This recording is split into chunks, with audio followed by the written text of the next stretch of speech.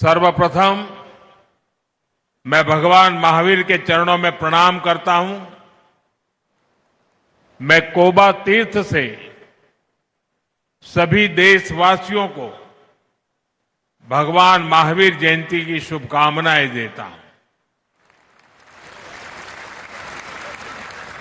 साथियों, मैं आज परम पूज्य आचार्य श्री कैलाश सागर सुरेश्वर जी महाराज साहब की स्मृति को भी वंदन करता हूं।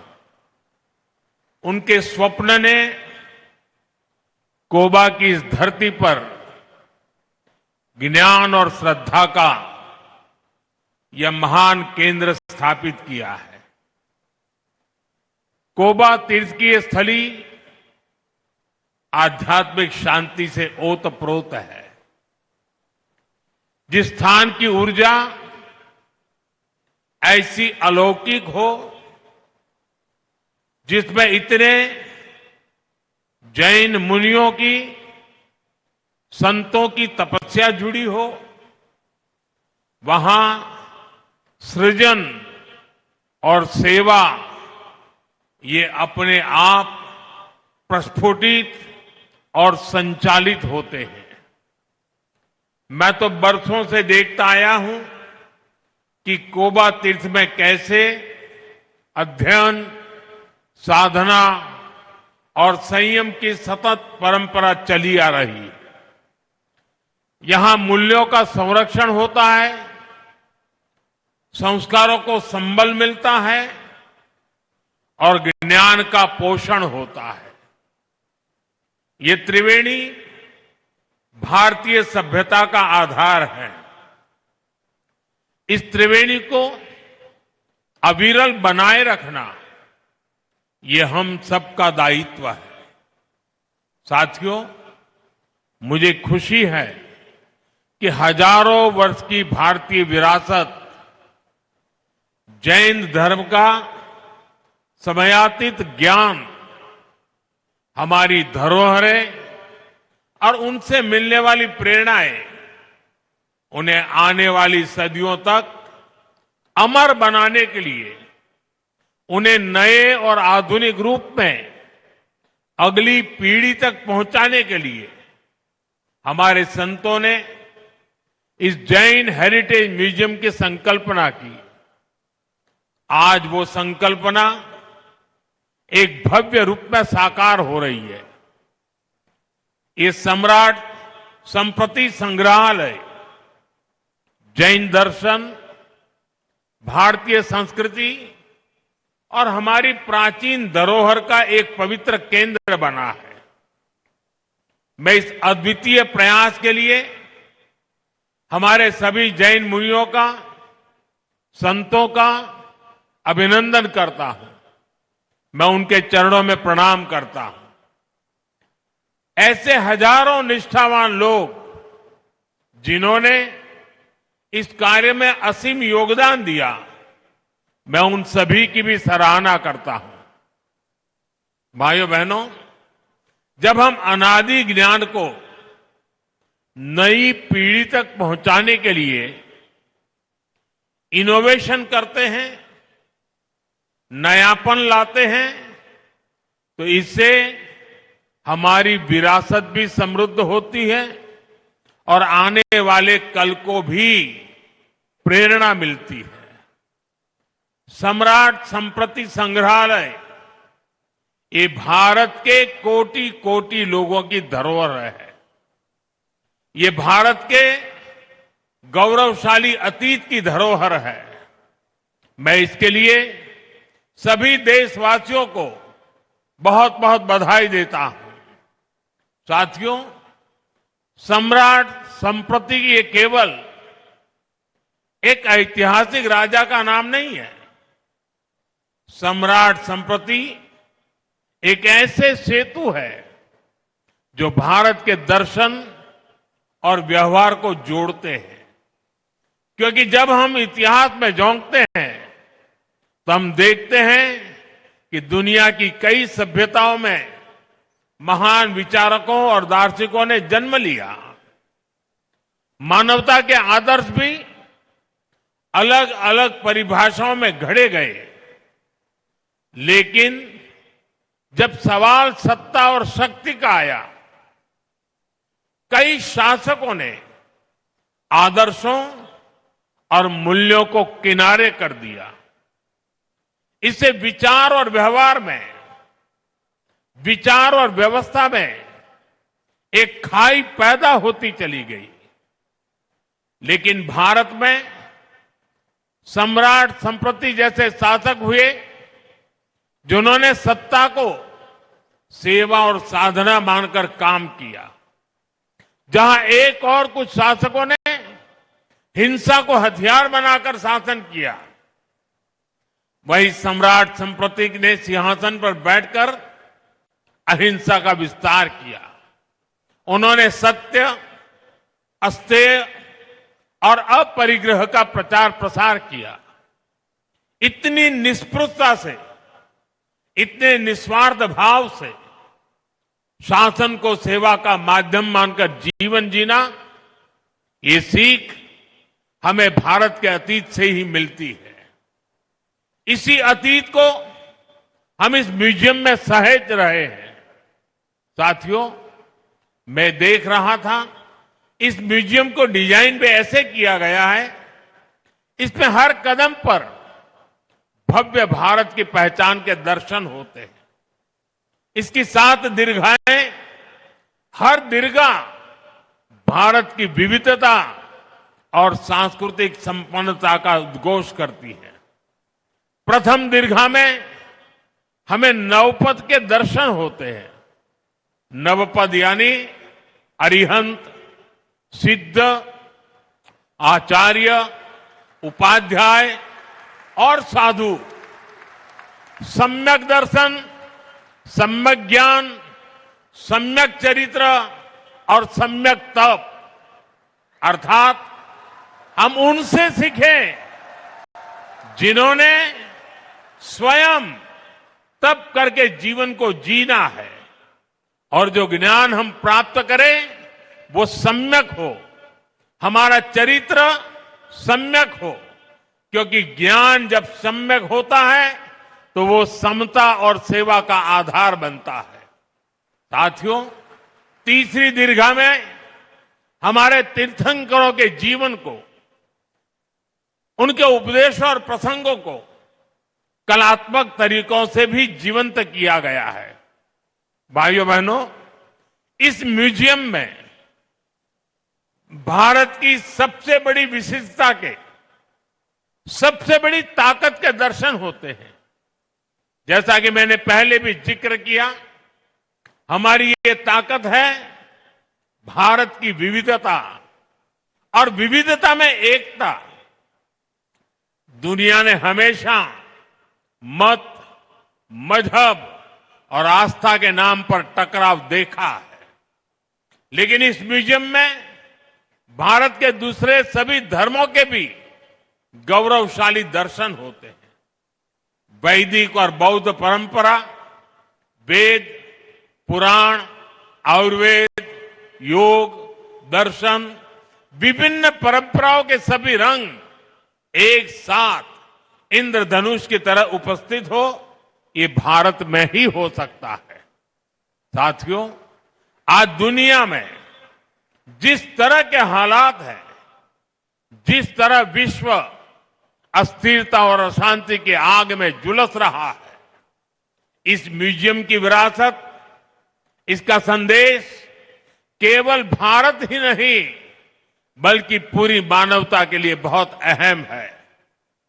हमारा प्रयास होना चाहिए दुनिया के देशों से यहां आने वाले जिज्ञासु, स्टूडेंट्स और रिसर्चर्स की संख्या और बढ़े। जो लोग यहां आए वो भारत की जैन धर्म की शिक्षाओं को विश्व के कोने कोने में पहुंचाए। साथियों, भारत में ज्ञान हमेशा से एक मुक्त प्रवाह रहा है। हर युग में तीर्थंकरों और ऋषियों मनीषियों का अवतार हुआ, ज्ञान का संकलन बढ़ता चला गया। समय के साथ बहुत कुछ नया जुड़ता गया।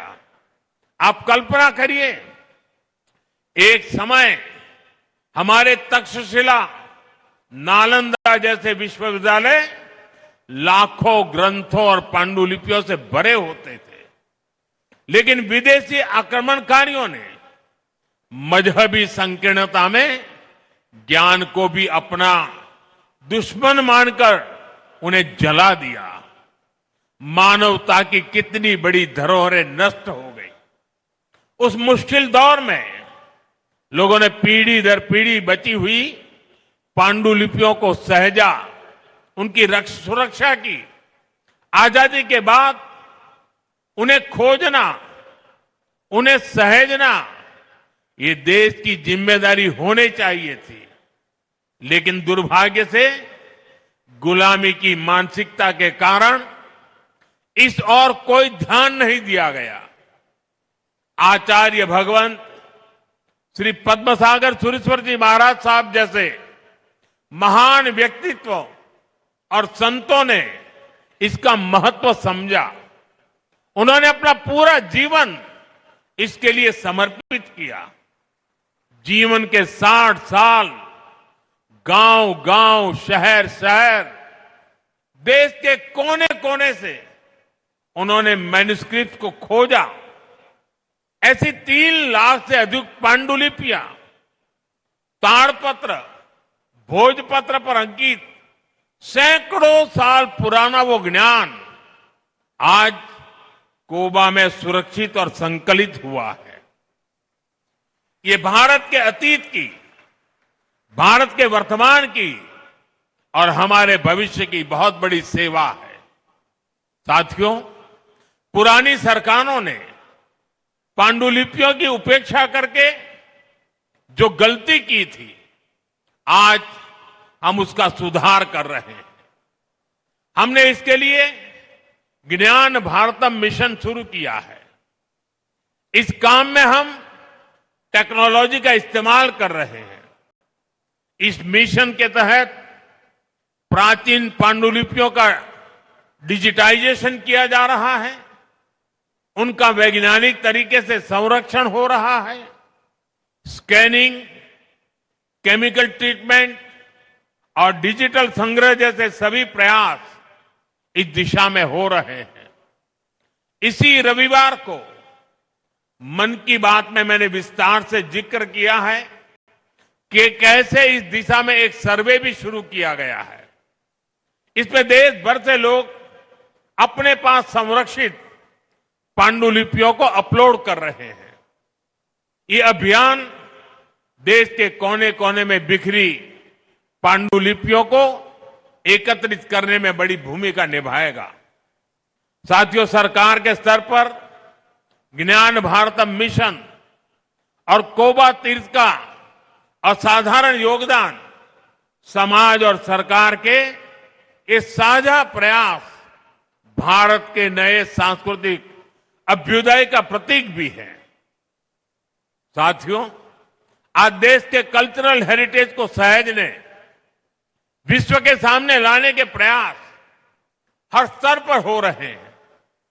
पांडुलिपियां और ज्ञान धरोहर के संरक्षण का कार्य तो हो ही रहा है। इसके साथ साथ प्राचीन मंदिरों का पुनरुद्धार, तीर्थ क्षेत्रों का विकास, ऐतिहासिक स्थलों का विकास, आयुर्वेद और योग का प्रचार प्रसार, हर स्तर पर इस दिशा में काम हो रहा है। यहां गुजरात में ही लोथल में विशाल मैरीटाइम म्यूजियम बन रहा है और ये दुनिया का सबसे बड़ा मैरीटाइम म्यूजियम बनने जा रहा है। यहां से 70-80 किलोमीटर दूरी पर है। उधर वडनगर में एक बहुत बड़ा म्यूजियम बना है। वो दुनिया के अच्छे म्यूजियमों में उसकी जगह बन चुकी है। दिल्ली में युगे युगिन भारत म्यूजियम बनाने की भी तैयारी है। आज पहली बार आजादी की लड़ाई के इतिहास को भी समग्र रूप में सामने लाने के लिए सार्थक कार्य हुए हैं। आपको याद होगा, पहले ये काम राजनीतिक चश्मे से होते थे। एक राजनीतिक परिवार का नैरेटिव कैसे सेट हो, वोट बैंक के हिसाब से बातें कैसे बोली जाएं, सब कुछ इसी के इर्द गिर्द घूमता था। हमने इस मानसिकता को समाप्त किया है। हम सबका साथ सबका विकास के मंत्र के साथ चल रहे हैं। यही मंत्र विकसित भारत के विजन की आत्मा है। साथियों, आप सभी संतगण भारत की विरासत को संजोने का इतना महान प्रयास कर रहे हैं। हम व्यक्तिगत आकांक्षा से ऊपर उठकर समाज और राष्ट्र के लक्ष्यों के लिए काम करते हैं तो देश के विकास को गति और मिल जाती है। इसी भावना के साथ मैं नवकार महामंत्र दिवस पर दिल्ली में हुए कार्यक्रम में भी शामिल हुआ था। इस आयोजन में चारों फिरके एक साथ जुटे थे। उस ऐतिहासिक अवसर पर मैंने 9 आग्रह किए थे, 9 संकल्पों की बात की थी और जिसका उल्लेख अभी हमारे मुख्यमंत्री भूपेंद्र भाई ने भी किया। मैं हर बार आपके सामने वो 9 संकल्प जरूर दोहराता हूं। आज का यह अवसर उन्हें फिर से दोहराने का भी है। पहला संकल्प पानी बचाने का संकल्प, दूसरा संकल्प एक पेड़ मां के नाम, तीसरा संकल्प स्वच्छता का मिशन, चौथा संकल्प वोकल फॉर लोकल, पांचवा संकल्प देश दर्शन, छठा संकल्प नेचुरल फार्मिंग को अपनाना, सातवां संकल्प हेल्दी लाइफस्टाइल को अपनाना, आठवां संकल्प है योग और खेल को जीवन में लाना, नवा संकल्प है गरीबों की सहायता का संकल्प और 10वां संकल्प आप सभी ने स्वयं से जोड़ लिया है और वो है भारत की विरासत का संरक्षण। आज का ये कार्यक्रम इसी का प्रतिबिंब है। साथियों, आने वाले समय में हमारे सामने बड़े लक्ष्य हैं। हमें बड़े संकल्पों को पूरा करना है। हमारी एकता, हमारे सांस्कृतिक संबल ही इसमें हमारी ताकत बनेगा। मुझे विश्वास है कि सम्राट संस्कृति म्यूजियम आने वाले समय में इस दिशा में एक महत्वपूर्ण भूमिका निभाएगा। यह ज्ञान, साधना और संस्कृति का एक ऐसा केंद्र बनेगा जहां से नई पीढ़ी को प्रेरणा मिलेगी और समाज को एक नई ऊर्जा मिलेगी। इसी विश्वास के साथ मैं आप सभी को इस महत्वपूर्ण कार्य के लिए एक बार फिर से बहुत बहुत बधाई देता हूं અને સાથે સાથે બધાને આગ્રહ પણ કરું છું કે મારા સાહેબે તો આ બધું કર્યું પણ આપણે જોવાનો એ ટાઈમ ના આપીએ કેમ ચાલે? વધુમાં વધુ લોકો અહીં આવે અને જોઈને જતા રહેવું નહીં, જાણવાની કોશિશ કરે, સમજવાની કોશિશ કરે। આ એક અમૂલ્ય ખજાનો છે અને હું ઈચ્છું કે ગુજરાતમાં